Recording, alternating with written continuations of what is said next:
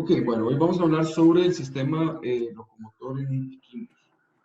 Básicamente es una clase general, ¿verdad? De cómo abordar el sistema locomotor de forma que ustedes puedan extraer la mayor cantidad de información posible. Al final de la clase viene, digamos, una parte de bloqueos anestésicos. Normalmente yo la daba práctica, ¿verdad? Ahorita en este contexto no se puede hacer así, pero les incluyo la clase para que ustedes se sienten y lo lean. Si yo me pongo a ver esta clase de bloqueos anestésicos, que es pura anatomía, les va a dar un aneurisma, ¿verdad? Y esa no es la idea es que se sienta con paz, un libro de anatomía, y entiendan, digamos, cuáles son los puntos donde se va a inyectar, cuáles son las estructuras que van a ser desensibilizadas, digamos, cuando se realizan los bloqueos, ¿ok? Que es una parte importante del examen. Entonces, vamos a hablar algo general y después ustedes quedan tarea y algún otro podemos discutir también. En general, en los exámenes hay algo de preguntas de eso. Usualmente a mí lo que me interesa es que entiendan, digamos, si yo hago un bloqueo, cuál región, digamos, se va a ver desensibilizada. A los que les interesa caballos tienen que ya aprenderse toda la parte anatómica de dónde van a sacar el bloqueo. Pero digamos, sí me interesa mucho que sepan qué región se va a sensibilizar y qué estructura sería ahí cuando se hace un procedimiento de este tipo. ¿Okay? Bueno, entonces para empezar, una claudicación puede ser causada por un desorden estructural o funcional en los miembros, la espalda y el cuello. Esto es importante, no solo las patas producen problemas, digamos, de asimetría del movimiento, de desórdenes locomotores, sino también pueden ser patologías a nivel de espalda y cuello.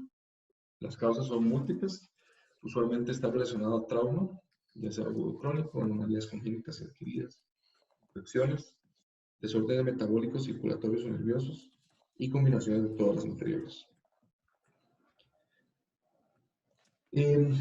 Es súper importante, ¿verdad?, lograr la diferenciación de estas en base a un examen metodológico. ¿Okay?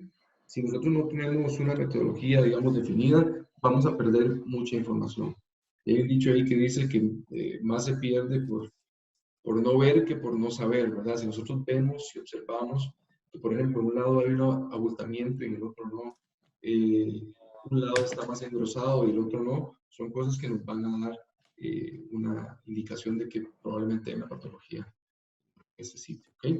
La anamnesis es súper importante, la mayor parte del diagnóstico, un porcentaje muy importante, está en hacer una buena anamnesis, aunque a veces lastimosamente se la hacemos a la persona equivocada. Por ejemplo, el cliente, la mayoría de los clientes de caballos no tienen ni idea de lo que pasó con el caballo. Hay que hablar con el jinete, hay que hablar con el caballerango para ver qué es lo que está pasando realmente. ¿Okay?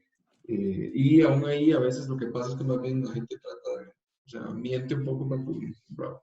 Entonces, eso es un problema con el que hay que lidiar, ¿verdad? Y tratar de ser muy detectivesco y estar preguntando las cosas muchas veces para reconfirmar si lo que estaban diciendo es real o salen con otra historia, ¿ok? Pues una vez que hacemos la anamnesis, observamos al caballo. Esto es muy importante. Tenemos que observarlo en estación, lo paramos bien paradito, ¿verdad? Que apoye las cuatro patas y tomamos el tiempo. Les toma 2 minutos, nada más lo ven por todos lados, de frente. Imagínense que están haciendo tomas radiográficas, ¿verdad?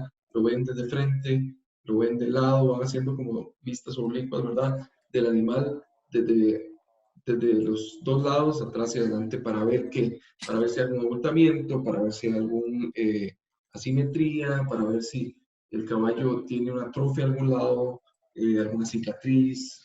Todas estas cosas son importantes, nos van a ayudar a determinar si hay un problema, ¿verdad? La otra parte de observación muy importante es la parte de movimiento. Una vez que ustedes observaron el caballo, vamos a verlo moviéndose.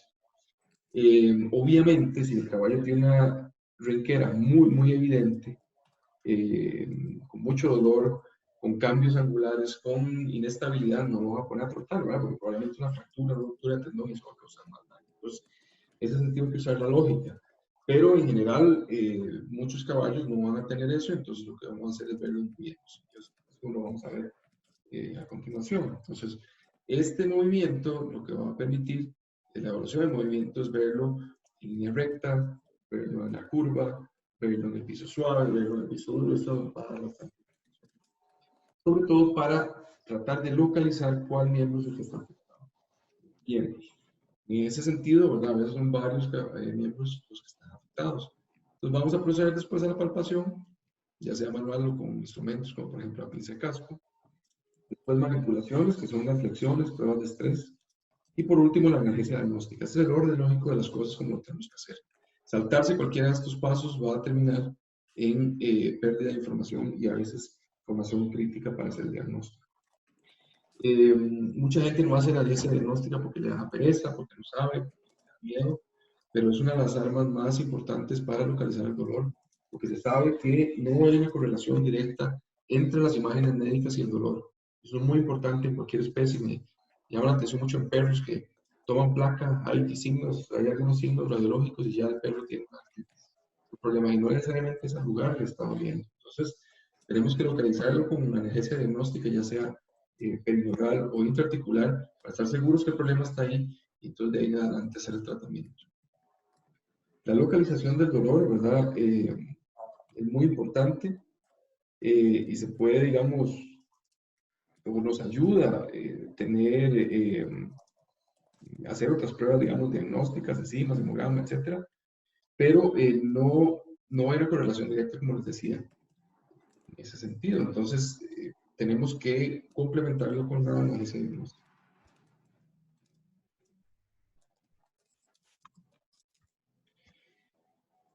¿Cuáles son los requisitos fundamentales para hacer un examen del sistema locomotor? El primero es tener un buen conocimiento de la anatomía y fisiología, de cómo funciona este sistema, y eso aplica para todos los otros sistemas, ¿verdad? Tenemos que repasar, pero lo que es locomotor es muchísimo de anatomía, por todo lo que tenemos que evaluar y por la parte diagnóstica, tanto de analgesia diagnóstica, que tenemos que saber a dónde, los puntos de referencia, donde poner la aguja, por ejemplo, y además tenemos que conocer y entender la anatomía ultrasonográfica, la anatomía radiológica o la anatomía de resonancia magnética de las estructuras normales para nosotros poder definir qué es una estructura anormal. Entonces es súper importante eso. Lo segundo es entender todo lo que son los patrones de conformación, patrones de movimiento y compensación del movimiento, que es la parte kinemática, cuando tenemos, por ejemplo, una patología ortopédica. Siempre que al ser un cuadrúpedo, digamos, va a haber alguna alteración. Y ahora vamos a hablar un poco más de eso. Va a haber alguna alteración en el movimiento que se va usualmente a reflejar en una simetría.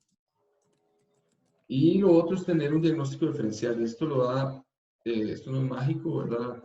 El ojo clínico famoso, no nace nadie con ojo clínico, el ojo clínico se hace y se hace por medio de lectura, estudio y experiencia, ¿verdad? Tenemos que sentarnos a leer cómo es que se ven las enfermedades, sentarnos a leer los libros de cómo se ven las ronqueras, qué esperar, y por otro lado también el acúmulo de experiencias, digamos, con nuestra carrera nos va a ayudar a ver la diferencia entre una normal y una anormal. Y para eso es súper importante ver bastantes normales para después diferenciar algo anormal. Desde el punto de vista epidemiológico, las claudicaciones en el miembro anterior son las más comunes, ¿verdad? Usualmente es así porque los miembros anteriores cargan el 65% del peso del cuerpo, ¿verdad? Y lo otro también es que la función varía. El miembro anterior tiene una función más de concusión, no tanto o sea, y el posterior tiene más de propulsión. Al haber una función más de concusión, esto tiende a afectar un poco más también los miembros, pero sobre todo el hecho de que carguen el peso, un porcentaje mucho más alto del peso. Entonces, el 95% de las bronqueras se encuentran en el miembro anterior distal al carpo. Es súper, súper, súper importante que los que quieren trabajar en caballos, la tarea que les dejo hoy es que se aprendan de memoria, que cierren los ojitos y que puedan ver toda la anatomía del miembro del carpo para abajo. La otra anatomía es importante y ahí tendrán tiempo, digamos, para aprenderla. Pero todo lo que es tarso para abajo, carpo para abajo y rodilla es una anatomía que es crucial para que quiera dedicarse a problemas de locomotor. El resto de las cosas, como les digo, ahí las van a ir estudiando, pero tienen que salir sabiendo cuáles son los tendones. Pero una pregunta que el otro día hice un examen práctico que yo no podía creer, para mí fue, yo pensé que les iba a ayudar, más bien me lo soné, era una pregunta muy sencilla: ¿a dónde está la rama ligamento suspensórico? Entonces, no se aprendan solo anatomía de libros, sino busquen, hay libros ahora muy bonitos con anatomía, digamos, comparativa o anatomía con el pellejo encima. Eso es muy importante, ¿verdad? Y obviamente esta parte práctica sufre un poco porque el hecho de que ustedes palpen los caballos y hagan esto les ayuda un montón. Pero de mi parte, pues estoy con toda la disposición de ayudarles. Apenas esto afloja un poco, hacer todas las prácticas posibles, ¿ok? Para que ustedes salgan con esto afilado. El 80% de las practicaciones del nivel posterior son a nivel de tarso y subtarsal y rodilla, ¿ok? Entonces vean que es muy importante también saber esa anatomía.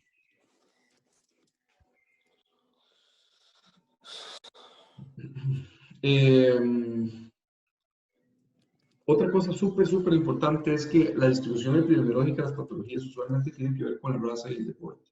Y eso está así porque usualmente hay una raza específica que se usa para un deporte específico, ¿ok? Entonces, los deportes, igual que ustedes han escuchado hablar del codo de tenista, van a estar relacionados a ciertas patologías porque ciertas estructuras van a sufrir más carga, van a estar más estresadas, por decirlo así, una vez que se realiza este, este trabajo, ¿verdad? Hay otros factores importantes como el recorte y el herraje, muy importante, ¿verdad? Dicen por ahí que si no hay casco no hay caballo, ¿verdad? Muchas de las patologías son el casco y en esa región puedo troquear, por ejemplo, que es la parte de los talones, la articulación interfalángea distal, interfalángea proximal, todo el miembro distal es súper importante y, digamos, abarca muchas de las enfermedades que causan patología en caballos de deporte, sobre todo. Lo otro, la superficie de trabajo, sobre todo importante en caballos que trabajan a altas velocidades.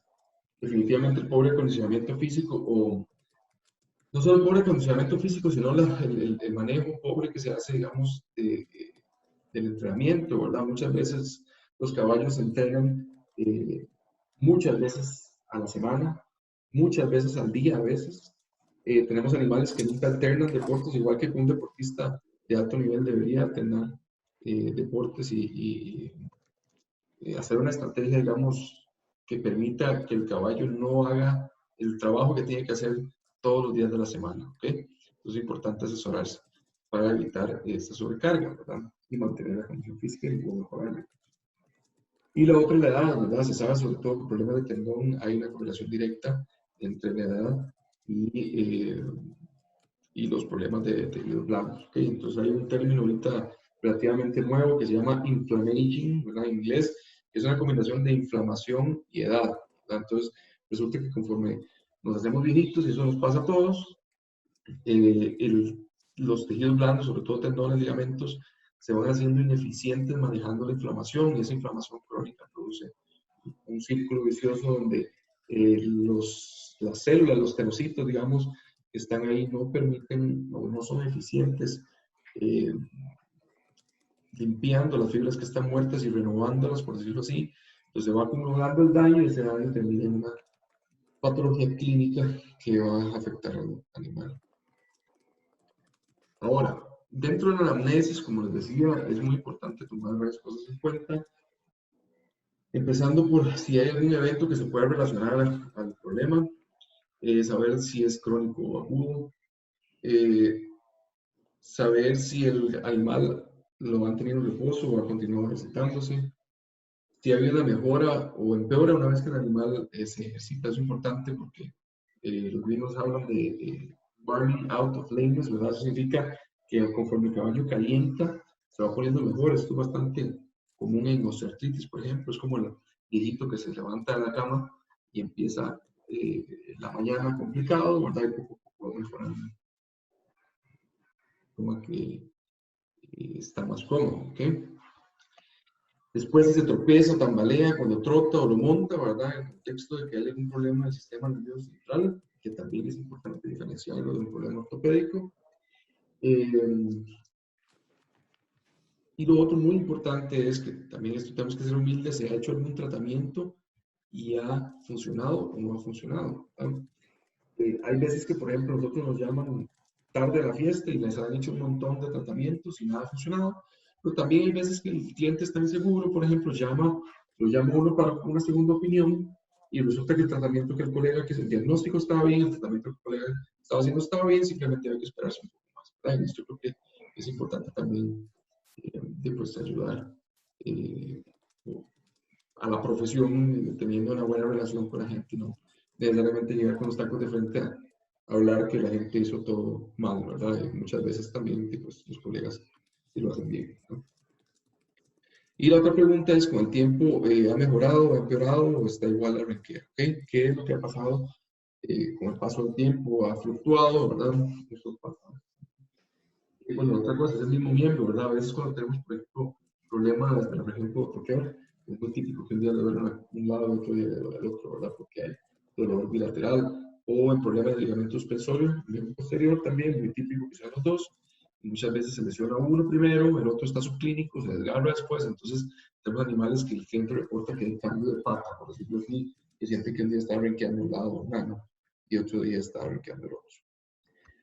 Desde el punto de vista de la observación, es súper importante ver la conformación, ¿verdad? Obviamente, por ejemplo, la semana pasada estaba viendo un caballo de 24 años que tenía una desviación angular, varos, y imagínense, ¿verdad? Y pues tenía una osteoartritis, tenía dolor, ¿verdad? Porque esto desde que muy pequeño ya empezó con ese problema y trabajó toda su vida así y ahora tiene una artritis. Entonces, es importante también observar estos cambios porque pueden terminar en una patología puntual, ¿okay? Funciones sinoviales, en cualquier cavidad sinovial, ya sea una vaina anterosinovial, una bursa, una articulación, nos va a indicar usualmente que hay un proceso, digamos, inflamatorio por alguna razón. Algunas veces es idiopático y no tiene significancia clínica, no está relacionado a dolor, pero muchas veces, sobre todo si es significativo, sobre todo si es asimétrico, ¿verdad? Que de un lado sí y otro no, esto tiene una importancia clínica. Abultamientos, atrofias, desplazamiento de peso a otros miembros, desviaciones de miembros, todos son muy importantes en el diagnóstico de diferentes patologías. Tenemos que poder observarlos y lo importante es que en la mayoría de los casos podemos comparar a miembro contralateral. Tenemos un miembro que comparar. Luego lo que son comparación de estructuras anatómicas, como les decía, súper importante. Ahora, tenemos que tener cuidado porque hay veces que hay estructuras en el otro miembro que están afectadas en la relación bilateral, pero en la gran mayoría de los casos podemos comparar y ver un lado tiene otro no. Lo otro es que se deben levantar los miembros para observar las estructuras palmares y plantares del casco. Súper, súper importante. Ustedes no saben cuántas veces me han llegado caballos con una renquera, inclusive hay casos de renqueras crónicas y con un clavo metido desde hacía 15, 22 días. ¿Verdad? Entonces es súper importante levantar el casco para ver qué es lo que está pasando ahí abajo. Siempre levanten el casco, pártelo con la pinza. Igual la semana pasada tuve otro caso que tenía una efusión sinovial súper severa en el metacarpo falángica, una flexión bastante positiva, pero al hacer el chequeo completo, ¿verdad? Me di cuenta que los cascos, la suela muy delgada y le dolía bastante. En el bloqueo perineural me di cuenta que lo que me causaba la mayor parte del dolor eran los cascos. Entonces se tomaron placas, se hizo un drenaje correctivo y el caballo mejoró dramáticamente. ¿Okay? Bueno, además de infiltrar una articulación porque si era demasiado líquido que tenía. Presentaba una sinovitis probablemente secundaria a que el eje cofalangeal estaba quebrado. Entonces, vean que a veces no es tan sencillo y tenemos que ver todo, ¿verdad? El caso como un todo, nada hacemos con solucionar un problema si hay otra cosa que le está doliendo. ¿Okay? Entonces, chicos, ¿qué ven aquí? Yo no ocupo que me den un diagnóstico, pero necesito que participen y que me describan qué es lo que están viendo en este caso. Yo sé que muchos nunca han visto un casco así, ¿verdad? Pero ¿qué estructuras o qué cosas extrañas ven en ese casco que les llame la atención? Sin miedo, nadie les va a decir absolutamente nada porque ninguno de ustedes tiene mucha idea de cascos de caballo, así que dígame qué ven, porfa, ahí, qué ven raro. Se ve como abultado. Ajá, hay como un abultamiento dorsal, ¿verdad? Sí, que la pinza está mal recortada, está demasiado Sí, larga. exacto, la pinza está muy larga, muy bien. Uh-huh. Y en cuanto a tono, o sea, a la coloración, ¿qué ven? Está muy claro. Que está muy claro. O sea, tiene todo el mismo color. Es normal que un casco tenga dos colores diferentes. Todo o digamos, ¿cómo lo ven, verdad? En cuanto a la textura, al color. Ya me dijeron que la forma está alterada. Si ustedes ven mi flecha ahí, ustedes. Sí. Ok, vean que esto es como un anillo, ¿lo ven? Uh-huh. Ok, es un anillo y ven que viene Básicamente todo en una sola línea, ¿ok? Y esta punta que está aquí es anormal, este abultamiento está muy largo, muy pinzudo, ¿verdad? Entonces este va a tener el eje podofalangeal roto hacia atrás, ¿verdad? ¿Qué más ven ahí entonces? Muy blanco acá, dijeron, muy claro. Sí, como que se dividía y esa parte está claramente más clara que la otra. Ok, claramente más clara, muy bien. Bueno, está bien, perfecto. ¿Verdad? Vamos a tener la diferencia de color acá. Y en cuanto a la textura, ¿cómo se ve esta textura y cómo se ve esta? Una se ve rugosa y la otra se ve como más lisa. Muy bien, ok. Vean que usted no le estoy pidiendo un diagnóstico en este momento, pero ya con solo observar, ustedes me dijeron un montón de cosas importantes. ¿Ok? Ahora, otra cosa, bueno, ¿qué es eso? Creo que bueno, esto es una laminitis crónica, ¿ok? Entonces, les voy a explicar lo que estamos viendo. Tenemos un caballo que al herrero le da miedo meterse en la pinza porque la suela está probablemente delgada, ¿verdad? O con una forma ahí anormal. Entonces, como no, nadie tiene visión de rayos X, lo dejan un poco largo porque les da miedo recortarlo más de la cuenta. Eso es muy, muy común, ¿verdad? Y no es culpa del herrero. Yo como herrero tampoco lo tocaría mucho si no tuviera placas para ver cómo recortarlo. Tenemos un caso que le dio una laminitis hace un tiempo porque ven que el casco crece más o menos 1 centímetro cada 8 semanas, ¿verdad? Entonces una laminitis ya proceso crónico, ¿verdad? Que viene creciendo acá. Otra cosa importante es que tenemos una pérdida bastante significativa de la calidad del casco acá. ¿Lo ven? Entonces eso usualmente está relacionado a una irrigación pobre, ¿verdad? Tenemos pobre irrigación. A veces hay dueños que le ponen, por ejemplo, loción podal al casco para que salga mejor y más bien queman toda la corona y también generan este tipo de cascos. Lo he visto también en otros caballos que usan cadenas, ¿verdad? Pero vean que es bastante claro que esto empezó cuando tenemos el anillo del evento traumático que tuvo el caballo. Estos anillos no solo es por la laminitis, también pasa a veces cuando el caballo pasó hambre o tuvo un cólico o pasó algún evento estresante, puede pasar esto también. La otra cosa importante es que nos indica que es laminitis, de verdad crónica, es que los talones están creciendo más que aquí adelante. Bueno, los talones son muy altos. Y eso es porque la irrigación en los talones usualmente está mejor que la irrigación dorsal, cuando viene rotacional. ¿Okay? Entonces vean que con la observación que ustedes hicieron y con un diagnóstico diferencial en la mente podemos hacer muchas cosas. ¿Okay? Esta otra que ven. Una pododermatitis. Bueno, eso es un diagnóstico. Bueno, eso es otra cosa importante. El otro día tuve toda una discusión, ¿verdad? Porque en el examen es súper importante que ustedes se aprendan a diferenciar qué son hallazgos y qué es un diagnóstico. ¿Ok? Los hallazgos es lo que yo puedo ver, lo que ustedes me dijeron en la foto anterior. Veo esto y esto. Pero el diagnóstico usualmente no es solo basado en los hallazgos, porque van a ver a veces hallazgos en múltiples lugares. El diagnóstico está basado también en la clínica, ¿ok? En su examen clínico, su examen ortopédico en este caso, en los bloqueos, porque el diagnóstico tiene que ver con el problema que el animal tiene también, ¿ok? Entonces, cuando ustedes se les pide, por ejemplo, una imagen médica, una placa, por ejemplo, que den los hallazgos, ustedes dan todo lo que ven. Y en base a eso pueden eventualmente dar un diagnóstico de una osteoartritis, de una osteocondrosis, de alguna cosa así, o una pododermatitis, ¿no? Pero es importante también que aprendan a dar los hallazgos. ¿Por qué? Porque muchas veces los hallazgos no son clínicamente significativos. Y ustedes tienen que explicarle al cliente también cuáles hallazgos son significativos en su experiencia y en base al examen y cuáles no, ¿ok? Entonces es muy importante porque también por otro lado he visto gente que agarra y bombardea al cliente con 1000 hallazgos y usted cree que ya hay que ponerlo a dormir al caballo, no necesariamente, ¿verdad? Simplemente le estoy dando un montón de cosas que vi. Para mí los hallazgos clínicamente significativos del diagnóstico es el siguiente, ¿ok? Eso es muy importante. Bueno, entonces estamos viendo la suela, ¿verdad? ¿Qué estructura debería estar aquí en este lugar donde hay un hueco?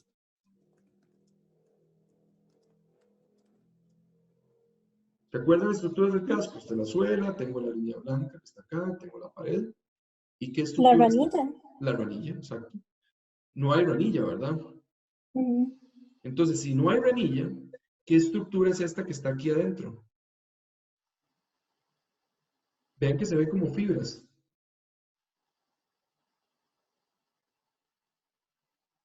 Esta estructura que está aquí adentro es el flexor digital profundo y lo que ven aquí adentro es el hueso del navicular. Entonces vean que una infección, digamos, en la ranilla profundizó a tal punto que se podía, o sea, que llegó a afectar el flexor digital profundo. Y lastimosamente a mí me ha tocado sacrificar varios caballos por una infección de la ranilla que es maltratada, se profundiza y llega a este punto acá. ¿Okay? Este es un caso interesante que vi en Lexington, en Kentucky, donde lo trataron con gusanos. Esto fue después de quitar los gusanos. Vean que los gusanitos debridan maravillosamente todo, ¿verdad? Se comen solo el tejido muerto y lo dejan súper limpio. ¿Okay? El factor número 1 por el cual no se utilizan los gusanos son los dueños. Lastimosamente, a los dueños les da asco. No quieren poner gusanos en los caballos. Lo cual es una estupidez, pero es una realidad. Entonces, bueno, aquí en Costa Rica no hay. Pero en Estados Unidos y en Europa se usa bastantillo. Sobre todo en Estados Unidos. Ok, lo mismo acá. Vean dos, que en esta imagen arriba a la izquierda, ¿qué ven? Inflamación ¿A dónde? a nivel de la articulación. Ok, eso es muy importante. Vean, una cosa que normalmente, digamos, no se debería olvidar. Recuerden que, bueno, esta es la caña, ¿verdad? El hueso. Tenemos la rama, ligamento suspensorio, que es esta estructura que está aquí, que son, bueno, aquí se ve mejor, ¿la ven acá? Parece un hueso, pero es el ligamento suspensorio, ¿ok? Si ustedes levantan la pata, van a ver que está suave. Entonces, todas las inflamaciones que están entre el hueso y la rama ligamento suspensorio son procesos, digamos, de inflamación a nivel de la articulación metacarpofalágica que está aquí abajo. El receso de la articulación, ¿ok? Todas las inflamaciones que están detrás de la rama ligamento suspensorio es la vaina tenosinovial digital flexora, ¿ok? Entonces, ustedes ven acá, en ese contexto, tenemos el hueso, la rama ligamento suspensorio acá, y tenemos este abultamiento. Entonces, ¿qué sería esto? ¿A dónde estaría este abultamiento? ¿Qué sería este abultamiento? De nuevo, el abultamiento está palmar, está detrás de la rama ligamento suspensorio, ¿ok? Profe, ¿puede repetir el nombre de la vaina? Perdón. Ah, bueno, no importa, pueden decir la vaina. La vaina digital flexora. Ok, gracias. Bueno, exacto, la vaina, ¿verdad? Entonces, si ustedes saben de una vez que esto es la vaina y que está muy distendido y que es un miembro posterior y que en el otro lado no hay una distensión de ese tipo, entonces pueden empezar de una vez a empezar un diagnóstico diferencial. Lo más típico de miembro posterior es una ruptura de la mánica flexoria intratecal, o sea, dentro de la vaina, o un proceso a nivel de flexor tan profundo. Entonces, ¿qué ocupan hacer? Bueno, el examen, bloqueos, etcétera, pero también un ultrasonido definitivamente para tratar de determinar cuál de esas estructuras está afectada. Por otro lado, tenemos este otro que es bastante evidente. Ven este abultamiento acá. Es lo que llaman un tendón en arco, típico de caballo de salto, de carrera, sobre todo, de polo. Este lo lleva polo. En donde, a mayor velocidad hay más riesgo de lesiones en el flexor digital profundo, superficial, perdón. Entonces vamos a tener este tendón en arco acá. ¿Verdad? La misma historia. Tenemos que ya sabemos qué es eso. Muy probablemente, ¿verdad? Por el examen clínico y historia y demás, pues vamos a hacer un ultrasonido para ya caracterizar la lesión y verla. Otra historia parecida, un abultamiento de la rodilla, ¿verdad? Donde tenemos un incremento significativo de líquidos, un potro inglés de carrera, digamos, y tiene también la rodilla igual, hacemos una artroscopía, ¿verdad? Y vemos que hay un defecto significativo en el cartílago, ¿verdad? Un defecto osteocondral que hay que sacar de ahí para que el caballo tenga una vida deportiva decente. ¿Okay? Entonces, todo lo que quiero que vean es que mucho de esto es observación, ¿verdad? Observación de los patrones de normalidad y anormalidad, ¿verdad? Y mucho, aunque ustedes, lo que quiero darles con esto, que ustedes no tienen ni idea de lo que era inicialmente, pueden observar una diferencia. Y observar esa diferencia les va a permitir buscar en un libro, si no saben, leer un poco más, preguntarle a un colega para ver qué cosas es lo que están, digamos, afectando al paciente. Una cosa como esta que ven ahí.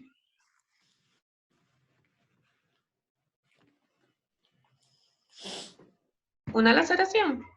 Hay una laceración, ajá. ¿A dónde? Vean, otra cosa que hay que empezar a acostumbrarse es usar dorsal, lateral, palmar, ventral, me explico, distal, de cuál estructura, ¿verdad? Entonces, por ejemplo, yo lo escribiría, hay una laceración transversa, dorsal al metatarso tercero, ¿verdad? O dorsal a la caña, pueden decir, ¿ok?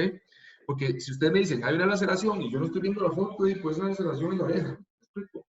Ustedes describen y eso no lo estoy viendo, pero les aseguro que si yo mando a alguien a la pizarra, lo primero que sacan es el dedo, y el bendito dedo índice es el peor enemigo de la anatomía, porque ustedes dicen, ahí está, a ver, profe, ahí, ¿verdad? Y señalan, eso no puede ser, tienen que aprenderse la anatomía para poder describirlo lo mejor posible, ¿ok?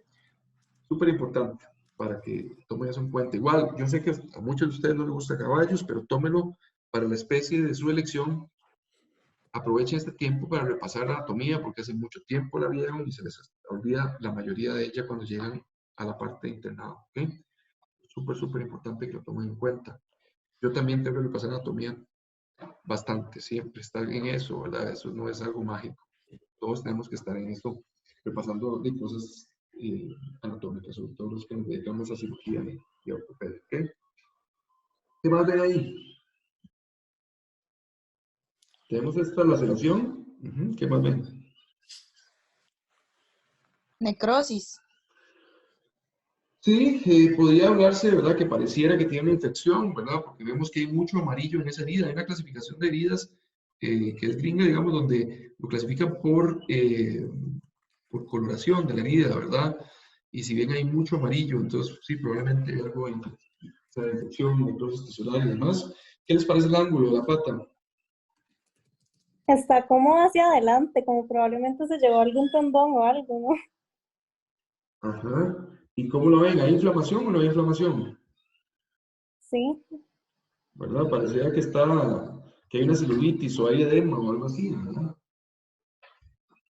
Ok, vean, este caso es un caso interesante porque un caballo muy estoico que a pesar de que tenía esto, el caballo siguió ahí como pudo apoyando la pata, ¿verdad? Este caballo tenía una fractura del hueso, digamos, del metacarpo, del metatarso tercero, ¿verdad? Con involucramiento de la articulación, con infección, ¿verdad? La articulación, con un montón de problemas y lastimosamente el dueño no le había hecho nada, ni lo había mandado a tratar ni nada porque había llegado alguien a decirle que con ponerle una fibra eso se curaba, una fibra de vidrio.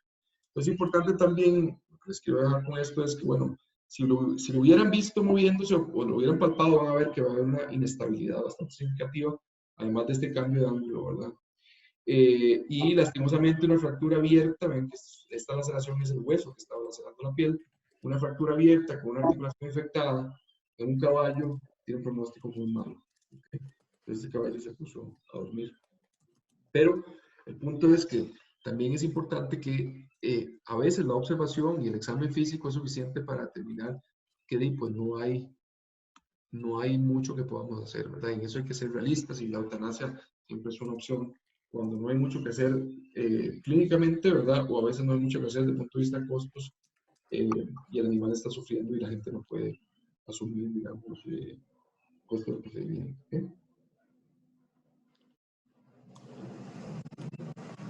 ¿Qué bien esa?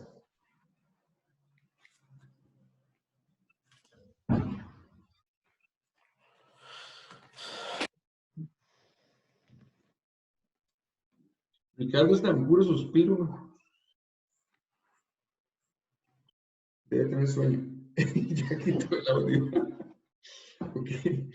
Y lo primero de que no está apoyando la pata. Ajá, no está apoyando la pata. ¿Y cómo es la posición?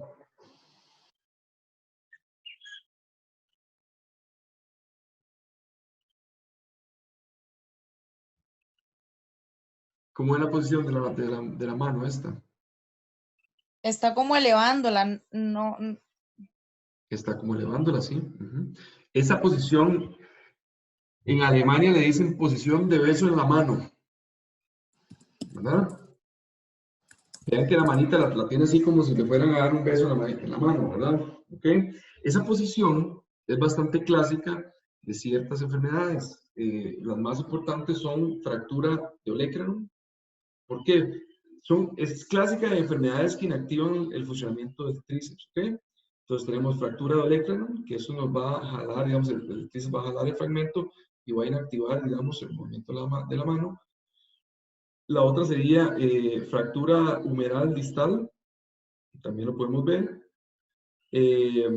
Fracturas de radio proximal, a veces también, no está común, pero puede pasar. Y también lo vemos que es muy común, digamos, en cirugías largas, bueno, no muy común, pero es relativamente común en cirugías largas, ¿verdad? Con el caballo está mal posicionado, mal acolchado, donde hay compresión del nervio radial, ¿ok? Entonces, una vez que nosotros tenemos esto, básicamente sabemos que pueden ser esas patologías, descartamos una fractura, y si por la radiografía no vemos nada, muy probablemente es el nervio. ¿Ok? Entonces, esto en general, todos tienen el mismo manejo, hay que hacer un vendaje, inmovilizando el carpo, porque al inmovilizar el carpo, esto fija la pata en posición y le permite apoyar. Le permite apoyar mejor y lo que hacemos es estabilizar, digamos, con un vendaje y con un entablillado la parte caudal. ¿Ok? Si ven aquí, esta es una radiografía de ese caso en particular. Ahora, ¿qué ven ahí? ¿Qué les llama la atención? El olecranon tiene fracturas. ¿Tiene fracturas o tiene una fractura? ¿O cuántas fracturas? Se ven Una dos. fractura. Se ve una. Ok, ¿esto qué Una. es? Pero también se ve como cerca de la escápula, ¿no? En la espinita. Se me olvida el nombre, lo siento. Esto. Ajá.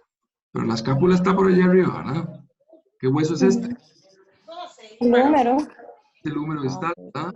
Tiene razón, tiene razón. Pero abajo también tiene otra. Esta. Ajá. Ok, ¿y esta? Eso probablemente es la línea de crecimiento, ¿no? ¿Y El esta? caballo era joven. Exacto, vean, es un potro. Es este mismo. ¿Verdad? Vean, esta es placa de crecimiento, esta es placa de crecimiento, esta es placa de crecimiento y esta es placa de crecimiento. La única fractura es esta. ¿Ok? Entonces, eso es súper importante también, digamos, el diagnóstico es muy importante no solo observar, ¿verdad? Sino ya ir entendiendo que es un potro, tiene ciertas características, tiene placas de crecimiento. Disculpe, ¿puede señalar Sí. otra vez la fractura, doctor? Disculpe. Esta acá. Ok, gracias. ¿Sí? Ok. Entonces, es muy importante, ¿verdad? Que tomen eso en cuenta. Me acuerdo cuando yo estaba rotando en internado, un colega llamó una noche a uno de los doctores, cuando estábamos en el hospital de menores, porque un carro había atropellado a un perrito, un cachorrito, y lo había fracturado todo. Y el doctor se vino súper asustado, ¿verdad? Y el cabrón salvante no le había pasado nada, y lo que tenía era un montón de placas de crecimiento abierto. Entonces es muy importante también que cuando ustedes van a hacer una interpretación de una radiografía, estén muy claros de qué es normal y qué no es normal, ¿verdad? Entonces eso no es solo la parte clínica, sino también entender las imágenes médicas necesita que ustedes estudien la normalidad para, digamos, poder diagnosticar la anormalidad, ¿ok? ¿Qué es eso? ¿Qué ven ahí?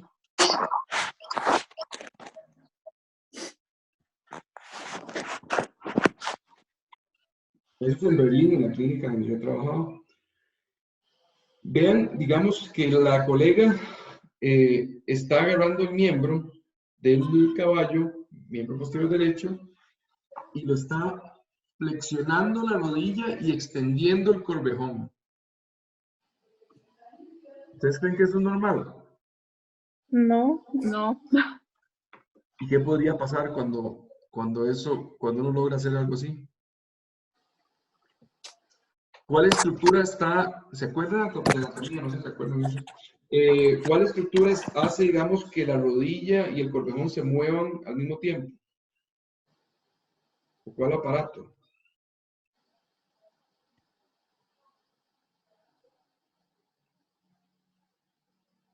¿Se acuerdan de eso? Recuerden que el caballo tiene lo que se llama el aparato recíproco, ¿verdad? Entonces, el aparato recíproco lo que hace es que, digamos, para darle funciona como imagínense una locomotora, ¿verdad? Las ruedas de la locomotora tienen unas barras que básicamente van impulsando a la rueda, ¿verdad? Igual funciona en este caso el aparato recíproco. Cuando el caballo va moviéndose a velocidad, él va como rebotando. Y el hecho que la rodilla y el corvejón funcionen juntos les va a ayudar a que haya mucho menos gasto muscular, ¿verdad? Por decirlo así. Y gasto energético.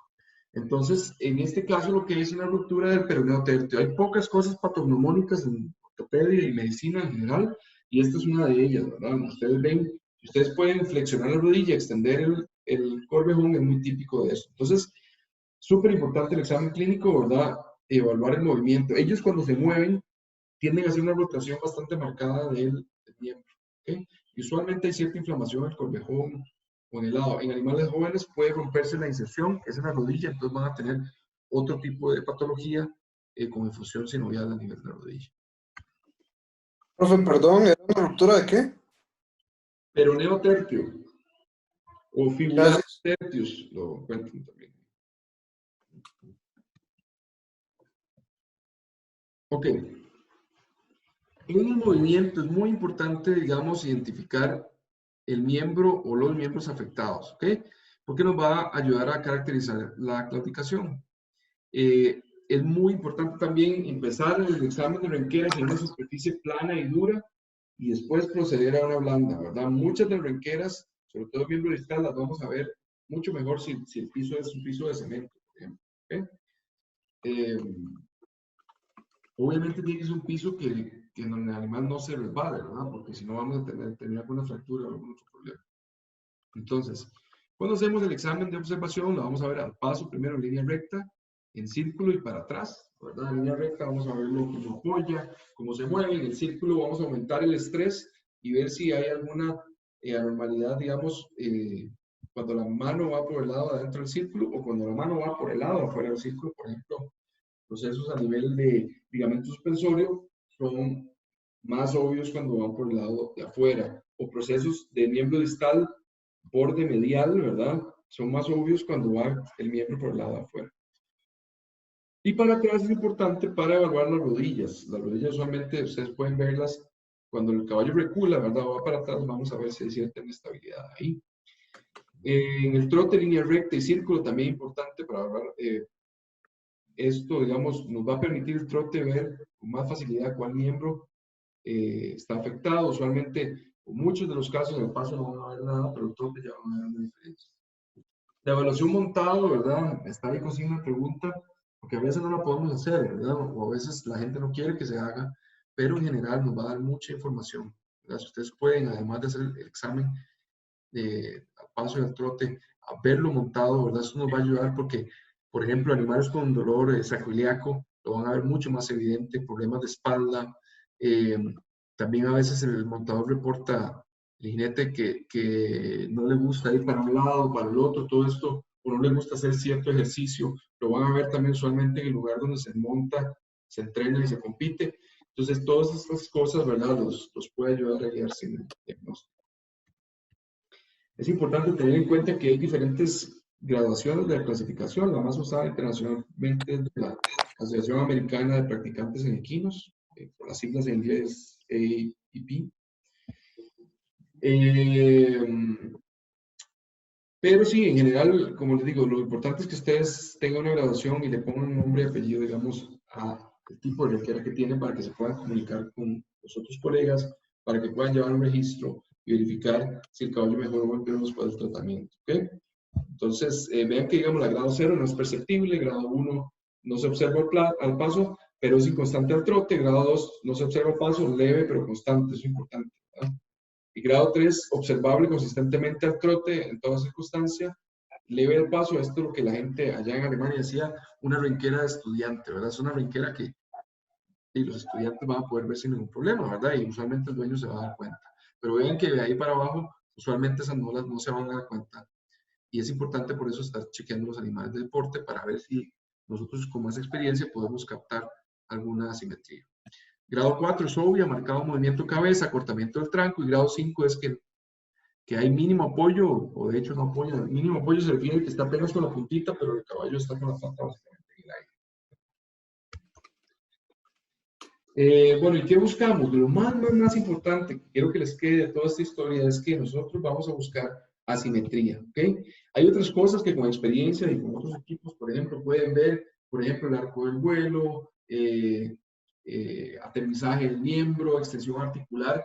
Todas esas son importantes también, pero lo más importante y lo más fácil de ver para el ojo humano es la asimetría del movimiento, ¿ok? Entonces, si ustedes van a ver una ranquera en el miembro anterior, vamos a ver algo que los gringos llaman down on sound. Esto va a ser así, cuando el caballo apoya el miembro bueno, ¿verdad? La cabeza baja, ¿ok? Vean aquí, cuando el caballo apoya el miembro bueno, la cabeza baja, ¿verdad? Y este rojo, este cuadrito rojo va a ser una amplitud, va a haber una amplitud del movimiento de la cabeza, ¿ok? Esto, la excepción de esto es cuando hay renqueras bilaterales, porque lo que vamos a ver es un paso un poco animado, vemos un paso corto, como una maquinita de coser, ¿verdad? Porque el caballo no quiere hacer absolutamente nada. La gente dice, es que doctor, el caballo camina como cagado, ¿verdad? Sobre todo cuando es atrás, o no se quiere mover, ¿verdad? Y es muchas veces que le están doliendo las dos manos. Y lo otro importante es esto, que usualmente vamos a tener, como es un cuadrúpedo, vamos a tener renqueras compensatorias, ¿verdad? Claudicaciones compensatorias. Entonces, hay una cosa importante que se llama la ley de lados. Y la ley de lados lo que dice es que si, por ejemplo, nosotros tenemos una claudicación primaria en el miembro anterior y evaluamos el caballo al trote, él va a compensar con un movimiento en el miembro contralateral posterior. Repito, si renquera primaria miembro anterior, va a compensar en el contralateral posterior. Pero si la renquera primaria es en el miembro posterior, va a compensar en el ipsilateral anterior.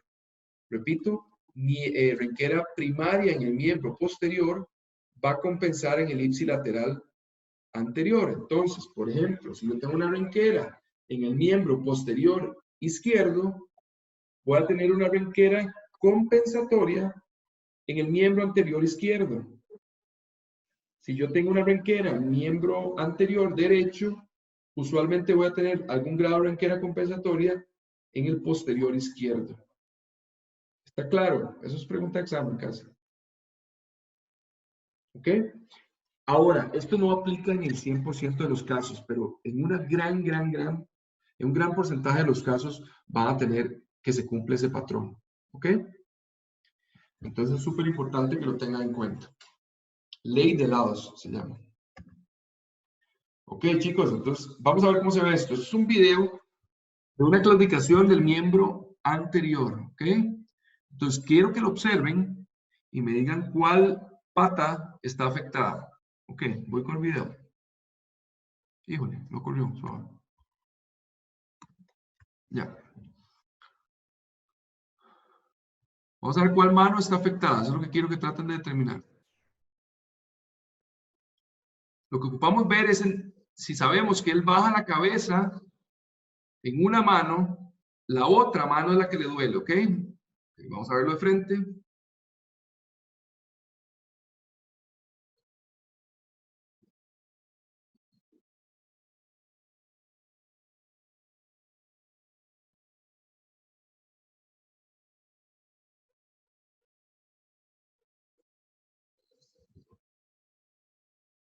Ok. ¿En cuál mano el caballo bajaba la cabeza? En la derecha, creo. Sí, creo. ¿Quieren verlo otra vez? Sí.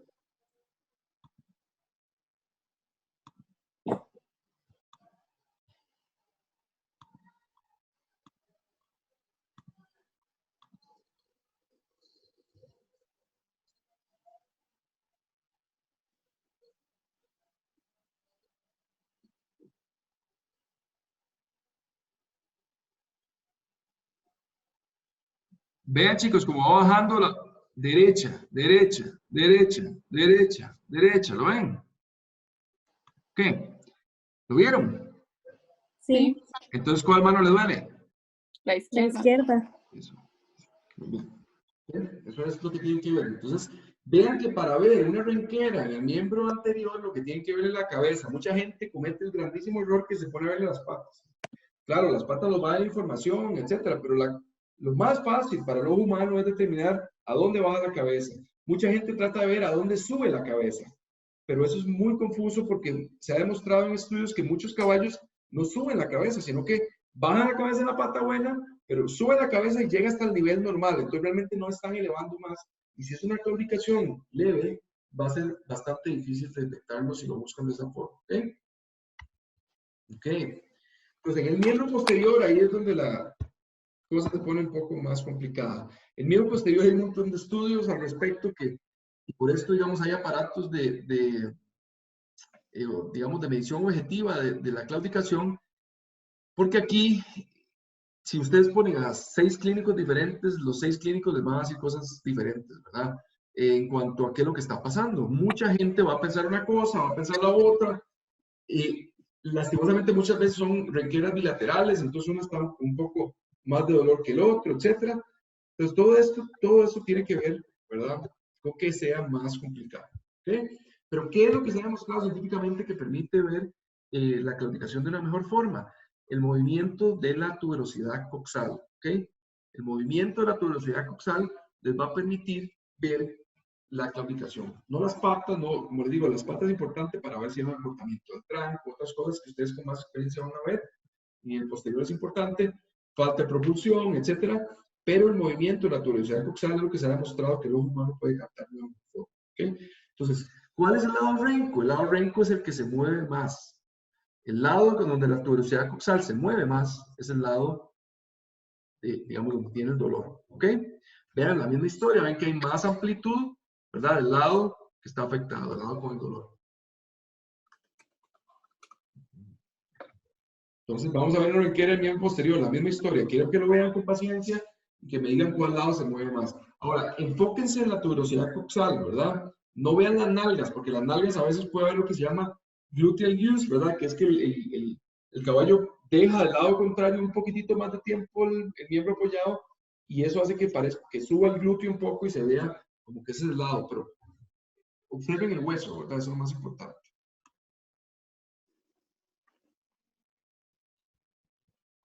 ¿Cuál lado tiene más movimiento?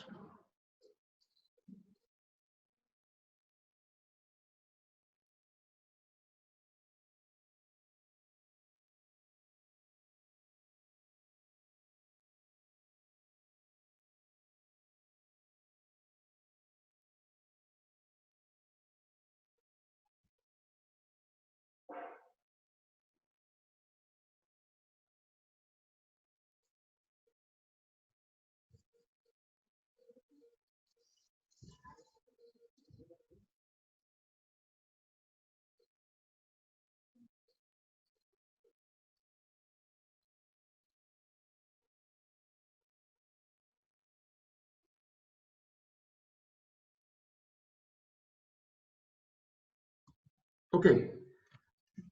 Ahora vean una cosa, o sea, quédense con la idea de cuál lado es el que está afectado. Ahora quiero que vean una cosa. Acuérdense que hablamos de la ley de lados. Ahora que el caballo viene de frente, observen cuál miembro anterior hay una claudicación, ¿ok? ¿Estamos? ¿Sí? Sí. Observen cuál miembro anterior tiene una claudicación. Y en base a lo que vieron en el posterior, a mí me gusta ver el posterior cuando va para allá y el anterior cuando viene, pero hay gente que lo va a hacer ver. El punto es que veanlo como les quede más cómodo, pero lo que quiero es que vean, si sabemos que la ley de lado se aplica en la mayoría de los casos, ¿verdad? Y tenemos una claudicación en el posterior, vean la anterior para ver si coincide con eso.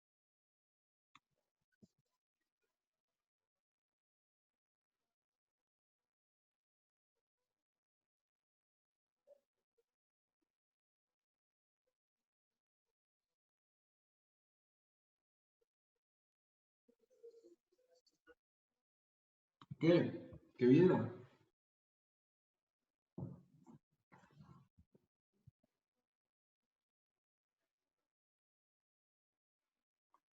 ¿Qué vieron, chicos? Bueno, ¿cuál miembro anterior, en cuál miembro estaba bajando la cabeza? ¿El miembro anterior? Derecho. Creo que Derecho. la derecha, pero no sé. En el derecho, está bien. Entonces, ¿cuál miembro estaba afectado? Digamos, ¿cuál miembro mostraba la renquera? El El izquierdo. izquierdo. Ok, ¿vieron la claudicación del miembro posterior o no la vieron? Sí, como que se Sí. sale, o sea, como que se sale la cadera, parece. Exacto, se ve como un brinquito de la cadera, exactamente. Ujú. Entonces, ¿cuál miembro posterior estaba afectado? El izquierdo. El izquierdo, ¿verdad? Vean que entonces ustedes tienen la idea en la cabeza, a veces no es tan fácil, ustedes lo ven y dicen, ok, me parece que se mueve un poco más el lado izquierdo, pero si además tienen una renquera en el miembro anterior izquierdo, pues es muy probable que la renquera primaria sea en el miembro posterior izquierdo. Y eso les va a ayudar para ir guiando cómo van a ir haciendo los bloqueos, las flexiones, todo el trabajo. Porque si ustedes, por ejemplo, sospechan de que es una renquera primaria posterior y quieren ver si la compensatoria, si la anterior es compensatoria, ¿cómo hacen eso? ¿Cómo se dan cuenta si la anterior es compensatoria o no? O sea, si es una renquera falsa o no. Con una anestesia diagnóstica. Exacto, pues si le duele en la pata, que le duele y la de adelante deja de renquear, entonces tiene una renquera compensatoria. Hay veces que por compensar mucho tiempo van a tener una renquera real la de adelante también, ¿verdad? Para que tomen eso en cuenta. Ok, muy bien. Lo otro importante, ¿verdad? La parte de palpación tiene que ser sistemático, ¿verdad? Todo lo que son asimetrías, agotamientos, atrofias, tenemos que palparlo. Palpar en apoyo, en elevación. En elevación nos va a permitir palpar muy bien los tendones, ¿verdad? Ver si hay puntos sensibles. Es súper importante diferenciarlo de un reflejo de retiro del miembro, ¿verdad?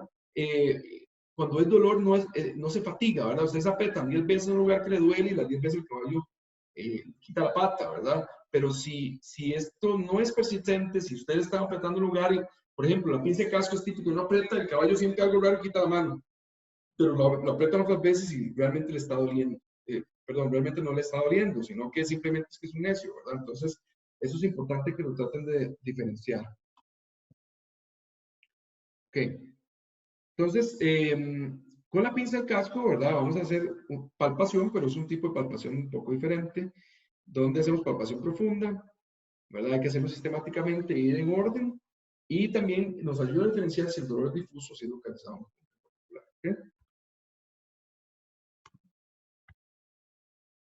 Entonces, uno lo puede hacer levantando uno mismo la mano, ¿verdad? O la pata del caballo y probando con la pinza, pero lo ideal es que algún asistente, alguna persona levante la pata o la mano del caballo y que uno pueda hacer una palpación más a conciencia, ir punto por punto. A mí me gusta empezar en un taloncito y terminar en otro talón y después probar el candado y después al final probar los talones desde atrás. ¿Ok?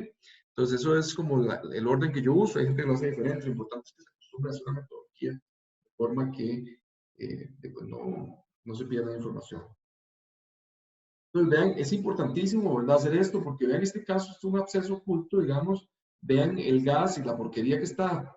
El caballo está haciendo una doble suela y no se ve nada ahí, ¿verdad? Si yo tengo este absceso, usualmente vamos a tener un dolor más difuso comparado a un dolor más localizado, por ejemplo, el caso de un clavo mal puesto o a veces una laminitis también.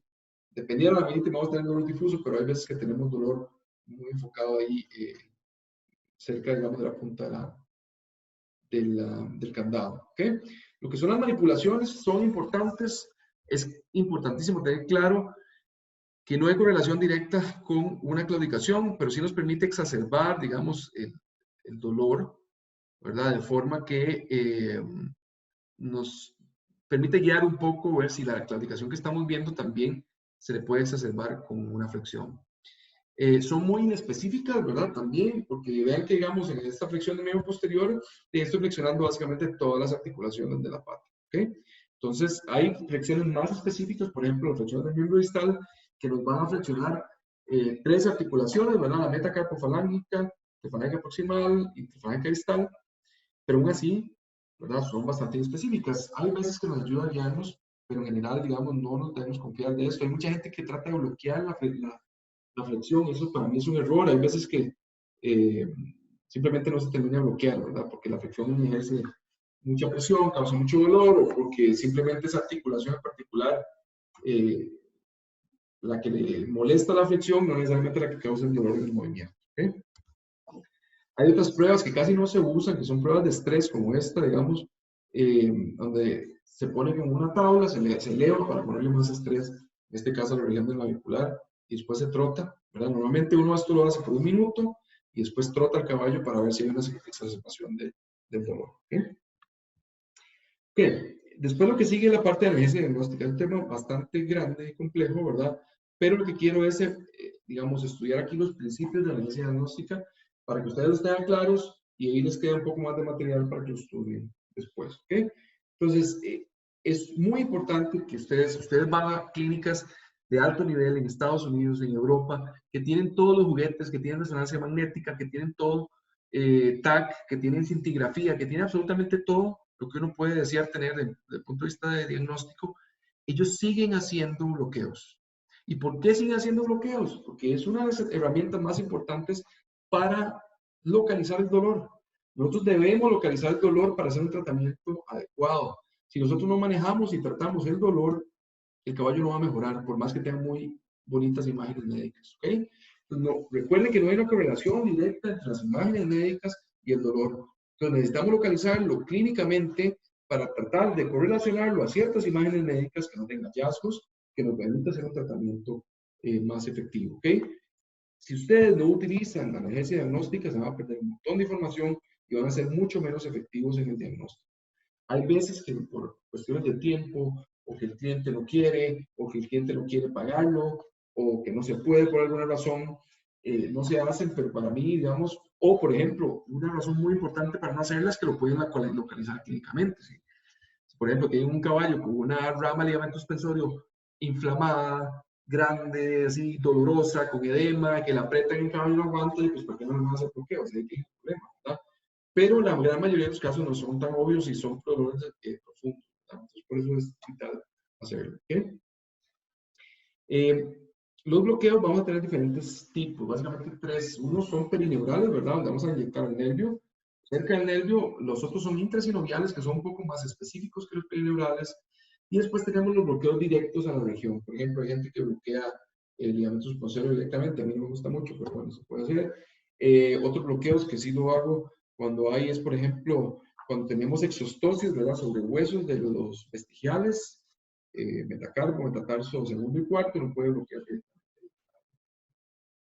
si hay una respuesta al dolor, ¿verdad? Entonces el bloqueo funciona, uno bloquea, le da un tiempo determinado y vuelve a trotar al animal para ver si hay una mejoría.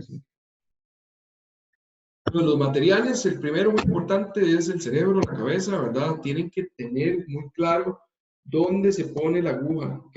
Si ustedes no saben a dónde se pone la aguja, no reconocen las estructuras anatómicas ni se pueden hacer bloqueos porque van a meter la aguja quién sabe dónde y no van a poder pegar el nervio, y entonces van a tener un bloqueo negativo, pero no fue porque fue negativo porque el bloqueo no sirve, sino porque ustedes no están en este momento listos para hacer bloqueo porque no saben a dónde poner la aguja. ¿Okay? Entonces, súper importante, si quieren hacer bloqueos, es capacitarse en hacer bloqueos, y eso es practicar con patas muertas, funciona súper bien.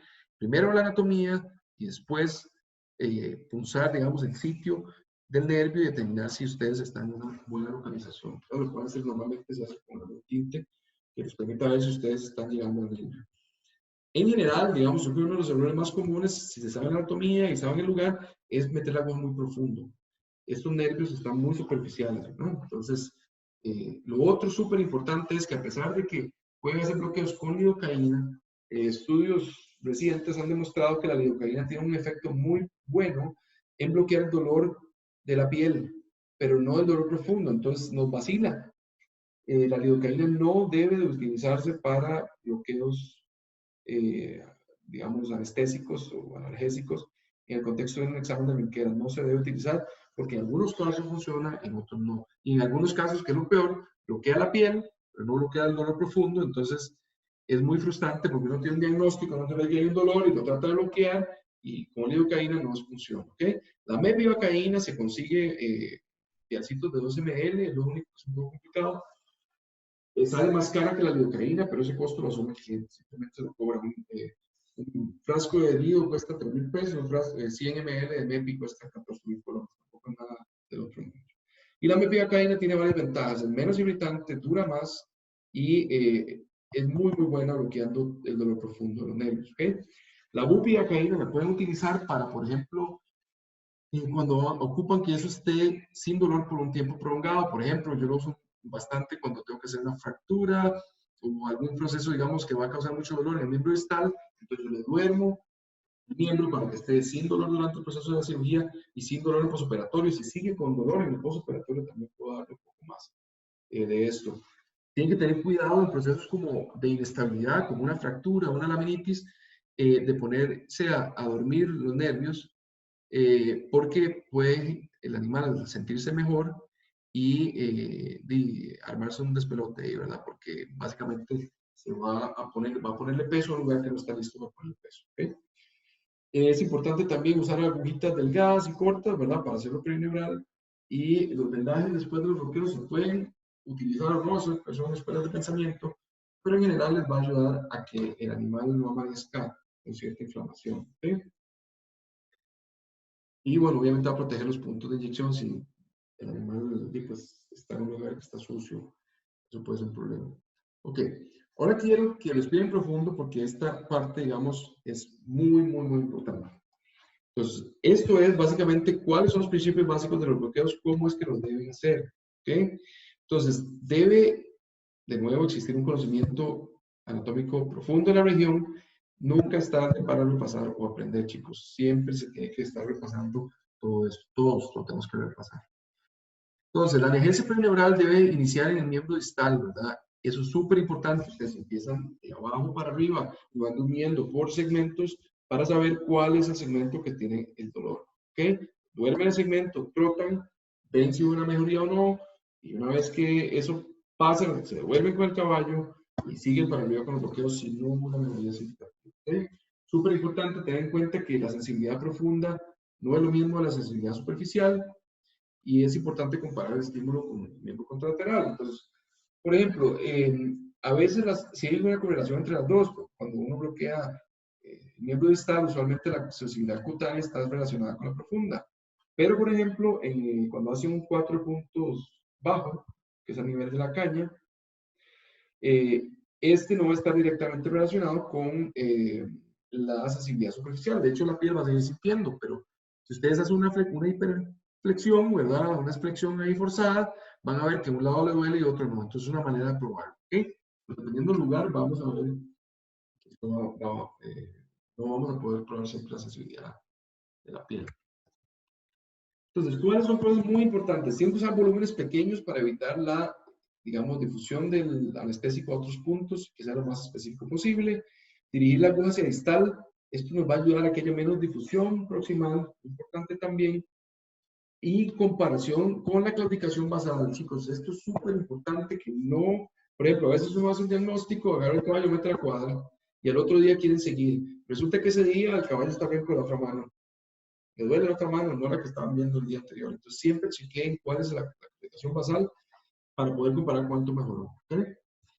Y la mejoría puede ser parcial, ¿verdad? Si hay dolor crónico, si es una patología mecánica, pueden haber variaciones neuroanatómicas donde ustedes van a ver que hay solo una mejoría, bloquearon solo parte del nervio, solo un nervio de un lado, y los otros que hicieron bloqueo mal, ¿verdad? Entonces, siempre que haya mejoría parcial, tienen que pensar muy bien qué es lo que está pasando.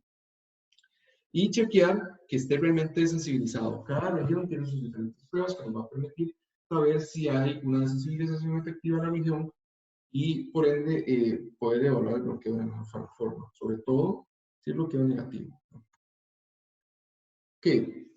Otra cosa importante es que cuando tenemos patologías subcondrales, el bloqueo perineural va a funcionar mejor que el intraarticular, debido a que el cartílago va a bloquear el ingreso de digamos, de la mepivacaína al quiste, por ejemplo, al problema subcondral.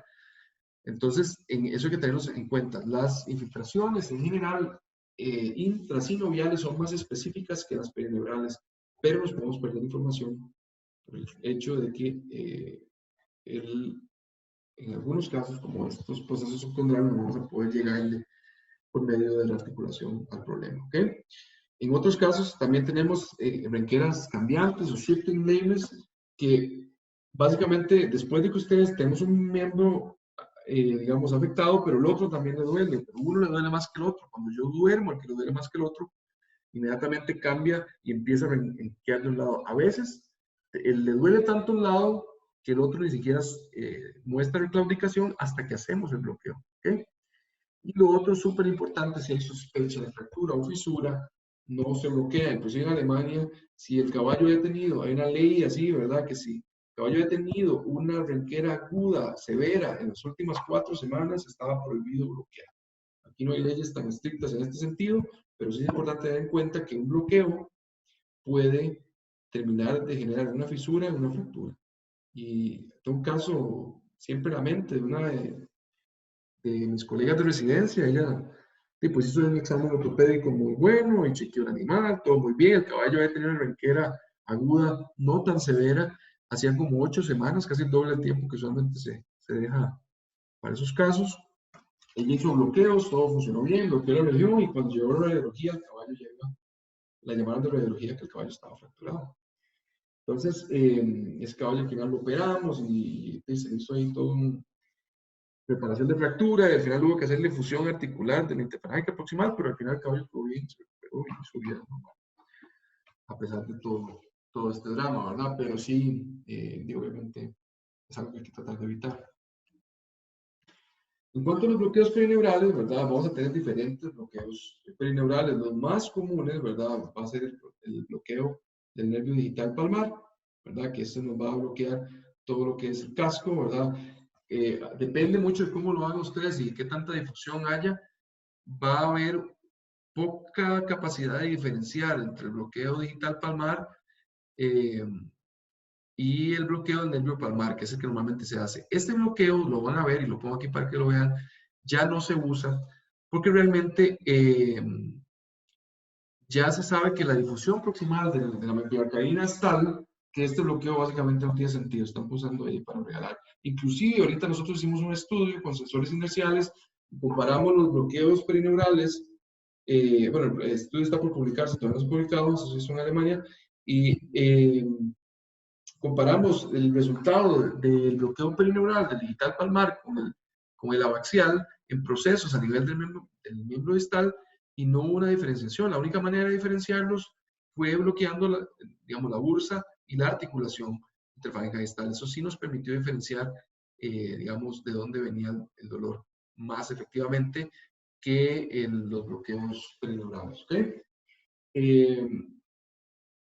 Esto, digamos, el bloqueo de 4 puntos bajo va a ser un bloqueo, digamos, de 4 puntos, ¿verdad? Hay 2 paquetes de nervios de los 2 lados, va a ser el nervio palmar y el nervio metacarpal, un punto acá, instala el botoncito del vestigial y otro proximal a la vaina tenosynovial, ¿ok? Entonces, este bloqueo, ¿verdad? Si ustedes hacen este lado y el otro, es el de 4 puntos bajo, y después hay otros bloqueos, pueden ser de 4 puntos alto, que es parecido a este, solo que arriba. Ese casi tampoco se usa ahorita porque nos va a producir, digamos, hay algunos riesgos de entrar al receso de la articulación, ¿verdad? Que hay un receso aquí distal, distal palmar, y tener falsos positivos, tener una posible infección. Entonces, ahorita el bloqueo que se está usando es esta aguja que está arriba, ¿verdad? Que es el bloqueo del nervio lateral palmar, ¿verdad? Eso lo que va a hacer es que a este nivel, este nervio va a originar la mayoría de las ramas nerviosas abajo, que serían las 2 metacarpales y la digital palmar, y eso nos va a permitir, perdón, y la palmar lateral, y eso nos va a permitir bloquear casi todo. Con este bloqueo, básicamente, casi que podemos bloquear todas las estructuras, ¿verdad? Si queremos estar segurísimos, hacemos esta segunda inyección y bloqueamos el nervio palmar medial, ¿verdad? Que eso le llama en inglés wheat block, estos dos aquí. Pero en general, solo con esta inyección, pues es más que suficiente. Si ustedes ven el corte acá, vemos que tenemos los carpos, el carpo accesorio, flexor profundo superficial, y el nervio básicamente pasa del lado de adentro del carpo accesorio, en el tercio distal. Entonces ahí vamos a poner nuestra aguja contra el hueso, se ocupa una aguja relativamente corta y vamos a hacer el depósito del producto. Subiendo un poquito más, ¿verdad? Tenemos el bloqueo del nervio ulnar y mediano, ¿verdad? La misma historia. Ven acá que hacemos el bloqueo del nervio mediano aquí por el lado adentro y el nervio ulnar lo hacemos del borde caudal, ¿verdad? Entre el flexor carpio-ulnar y el ulnaris laterales, ¿ok? Entonces vean que este nervio es el más importante de los dos, ¿verdad? Si tuvieran que escoger, aunque a veces es muy necio, pero hacer los dos nos va a permitir bloquear completamente el miembro a ese nivel, ¿verdad? Ya cuando llegamos a ese punto es que hemos hecho otros bloqueos distales, entonces nos permitiría ver patologías, por ejemplo, a nivel de carpo, confirmar patologías a nivel de carpo, radiodistal, etc.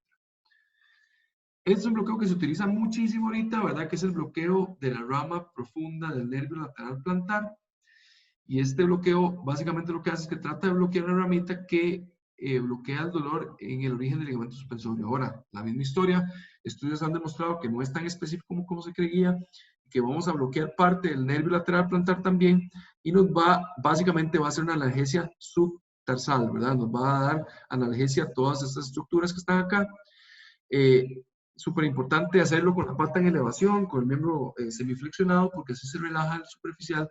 La aguja va a entrar entre el superficial y el metatarso cuarto a una profundidad de más o menos 2.5 centímetros. ¿Okay? Y hacemos el depo ahí, no tenemos que llegar hasta el hueso. Y si seguimos para arriba, tenemos otros bloqueos, ¿verdad? Que sería el bloqueo tibial y de las ramas del nervio peroneal, que son dos ramas.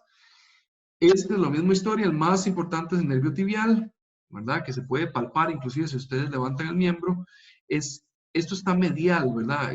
Esto es para efectos de la foto, lo hice así para que se vieran los dos puntos, y lo pueden inyectar de lateral, sobre todo el cabello muy necio, pero lo ideal es inyectarlo desde medial para que le lleguen directamente al nervio. Aquí hay una fascia bastante grande, tienen que inyectar en forma de abanico para pegar esto. El volumen es mucho más alto que tienen que usar para este tipo de bloqueos, unos 15 ml, una cosa así.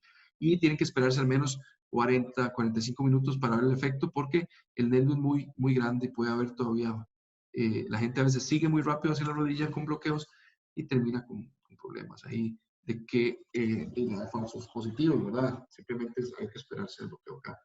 Y las dos ramas del peroneal, básicamente una es muy superficial y la otra está cerca del hueso. Aquí hay una vena y una arteria grandes, entonces tienen que tratar de reposicionar y no estar metidos en la arteria o la vena para que no tengan falso negativo, ¿verdad? Esto se hace siempre en... Ok, para que vean, aquí les adjunto todo lo que es anestesia perineural e intraarticular, ¿verdad? Eso lo van a estudiar ustedes solitos, ¿verdad? Eso que les di yo fue un súper resumen, pero aquí viene, digamos, la anatomía de los nervios y viene, digamos, uno a uno, cómo se hace el bloqueo, a dónde pasan los nervios que están marcados con negro y cuál región está sensibilizada, cuáles estructuras están desensibilizadas, ¿ok? No me voy a poner a darles esa clase porque sería interminable, pero sí es importante que lo estudien para el examen, ¿verdad? Y cualquier duda, con mucho gusto, vean que esto viene acomodado así. Así es como yo hubiera querido que me enseñaran a mí cómo hacer bloqueo, ¿verdad? Pero es un resumen de muchas cosas y de hecho se va a publicar en un libro un día de estos, espero. ¿Ok? Entonces vean que viene todo eso en orden y también los bloqueos intraarticulares que vienen, digamos, con citas de algunos libros que hicieron un excelente trabajo en demostrar dónde estaban los recesos y las técnicas que se utilizan para cada una y cuáles estructuras están desensibilizadas. ¿Ok? Entonces es importante que lo estudien, ¿verdad? Y lo veamos poco a poco ahí, de manera que lo puedan repasar, ¿verdad? Como les digo, esa parte práctica, normalmente yo se las mando antes para que hagamos la práctica en especímenes, ¿verdad? Pero ahorita lo que podríamos hacer, si quieren, es que ustedes lo repasen, ¿verdad? Y lo podemos discutir en algún otro momento. Si hubiera alguna pregunta en particular. ¿Tiene alguna duda? Pregunta, crítica constructiva. ¿Se durmieron? No, todo claro, Doc, gracias. ¿Todo bien? Ok. Sí. Bueno, entonces repasen por favor esa parte de los bloqueos. Yo, como les digo, dárselos así es muy violento y yo sé que van a ponerme atención al primer bloqueo y el resto no.